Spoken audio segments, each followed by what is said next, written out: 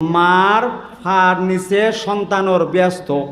আচ্ছা, এখন বউ যদি জামার খেদমত করে, বউ যদি জামায় খেদমত করে, তাহলে ওই স্ত্রী বেললাই জান্নাত আছে না নাই? জোরহন না আছে না নাই?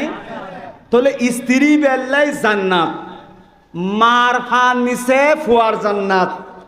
স্ত্রী যদি জামার খেদমত করে, জামাইর যদি খেদমত করে দয়, তাহলে স্ত্রী বের জান্নাত, স্বামীর হাসে আছে না নাই? তো তুই গড়ের বউ যে গড়িয়ানের দুই ভাগ করে দিয়ে রে এহেলা বনে গেলি গুই জামাইরে মাতুন আলাদা করে দিই, তো ইবে তো মাতুন আলাদা না হয়, জান্নাতুন আলাদা হয়ে দে, ঠিক কিনা? হও না?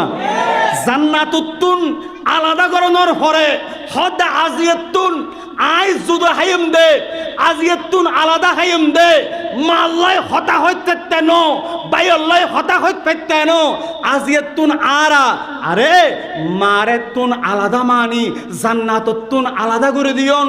তো জান্নাতুন আলাদা করে দিয়ে রে ওই বউই বেই স্ত্রী বেই আবার জামাই তুন জান্নাত তো আদে আসে না নাই?